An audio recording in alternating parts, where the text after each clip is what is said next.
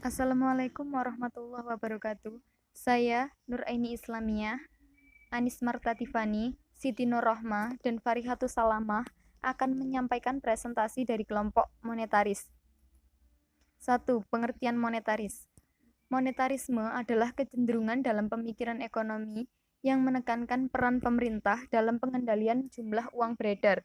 Ini adalah pandangan dalam ekonomi moneter bahwa variasi jumlah uang beredar memiliki pengaruh besar terhadap output nasional dalam jangka pendek dan tingkat harga selama periode waktu lebih lama, dan bahwa tujuan dari kebijakan moneter yang terbaik bertemu dengan menargetkan tingkat pertumbuhan jumlah uang beredar.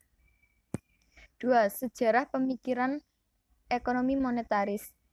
Selama kurang lebih 3 dekade setelah Perang Dunia II, ajaran Keynes mendominasi dalam pikiran perumusan kebijakan di negara-negara barat. Hal itu bahkan menjalar ke negara-negara berkembang termasuk Indonesia melalui kebijakan fiskal yang bersifat counter cycle dan fine tuning. Negara-negara barat, terutama Amerika Serikat, berhasil mengendalikan besarnya permintaan masyarakat tanpa diiringi inflasi seperti yang pernah terjadi pada tahun 30-an, tahun 50-an, dan 60-an. Sebagai besar ekonom percaya bahwa boom dan depresi merupakan penyakit masa lampau yang tidak perlu dikaitkan akan muncul kembali. Misalnya, kalau output rendah dan banyak orang yang menganggur, Keynesian menganjurkan ditingkatkannya pengeluaran pemerintah untuk proyek-proyek padat karya. Melalui proyek-proyek padat karya ini, output nasional akan meningkat, lapangan pekerjaan baru terbuka sehingga tenaga banyak tertampung, dan dengan sendirinya masalah pengangguran akan teratasi. Terjadinya inflasi dipersepsikan karena pengeluaran agregat yang terlalu besar. Maka untuk memberantas inflasi tersebut, pemerintah perlu mengurangi atau meninggikan tingkat pajak. Hal lain yang perlu dilakukan setelah mengurangi jumlah uang yang beredar melalui kebijakan uang yang tepat, tight money policy. Selanjutnya, inflasi akan turun dengan sendirinya. Saya akan melanjutkan sejarah pemikiran ekonomi monetaris. Pada tahun 60-an, orang percaya bahwa ada hubungan terbalik antara inflasi dengan tingkat pengangguran. Artinya, selama ini para ahli percaya jika inflasi tinggi, tingkat pengangguran rendah. Sebaliknya, jika pengangguran tinggi, maka tingkat inflasi rendah sesuai teori Phillips.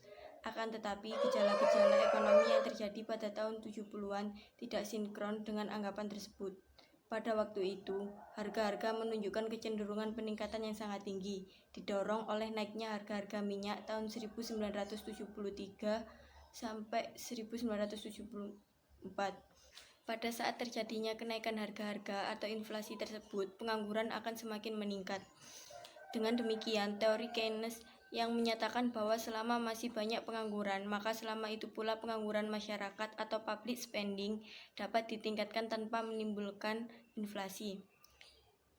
Tidak lagi menunjukkan kebenaran dalam realitas. Nyatanya, kegiatan yang diarahkan untuk menurunkan inflasi pada tahun 70-an telah menyebabkan semakin tingginya angka pengangguran. Usaha untuk mengurangi pengangguran melalui pengeluaran pemerintah telah menyebabkan semakin parahnya inflasi. Kemudian, kendala yang sulit diamati oleh monetaris. 1. Ekspansi kredit domestik. Sehubungan dengan kesulitan untuk menjabarkan secara operasional tentang pasok uang, maka dalam perkembangan pengertian pasok uang diganti dengan konsep yang lebih luas dan dianggap lebih maju. Yang kedua, pengendalian tingkat bunga. Pada awal tahun 80, inflasi dapat diatasi, tetapi ironisnya penurunan tingkat inflasi bukan melalui kebijaksanaan pengelolaan pasok uang, tetapi melalui pengendalian tingkat bunga. Inflasi yang membumbung tinggi sudah mencapai 2 digit. Kemudian selanjutnya akan dijelaskan oleh Nur. Perbedaan aliran monetaris dengan aliran Keynesian, yaitu perbedaan pandangan antara kubu Keynesian dan monetaris dalam melihat gejala-gejala ekonomi.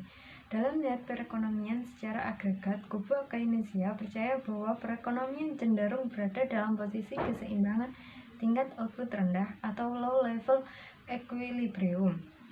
Hal ini terjadi karena pengeluaran agregat cenderung lebih kecil dari penerimaan agregat dan kurang ampuhnya mekanisme pasar dalam melakukan penyesuaian yang diperlukan. terutama tingkat harga-harga dan tingkat upah. Hal ini terjadi karena adanya kekuatan serikat buruh dan praktek-praktek oligopolistik dari pihak perusahaan-perusahaan. Sedangkan kaum monetaris tidak percaya pada teori Keynesian yang mengatakan bahwa perekonomian cenderung berada pada keseimbangan tingkat output rendah disebabkan kurang ampuhnya mekanisme korektif untuk membawa pasar kembali pada posisi keseimbangan pemanfaatan sumber daya penuh. Dalam hal ini, kubu monetaris mengkritik bahwa ada kekuatan-kekuatan pasar yang tidak diikuti dalam model yang dikembangkan kubu Keynesian. Dua ini antara kekuatan-kekuatan tersebut adalah turunnya suku bunga akan mendorong investasi dan turunnya tingkat harga akan mendorong konsumsi melalui apa yang disebut Pigoil effect. Bagi kubu monetaris, perekonomian cenderung dalam posisi keseimbangan di mana sumber daya digunakan penuh. Assalamualaikum warahmatullahi wabarakatuh. Perkenalkan, nama saya Farijah Salama. Saya NIM 50 kelompok 9. Di sini saya akan menjelaskan sedikit tentang kelemahan dan kelebihan aliran monetaris. Yang pertama, kelemahannya yaitu beberapa kekurangan berasal dari asimetri. Kebijakan tersebut perubahan dalam kecepatan dan ketidakpastian dari investasi yang diambil.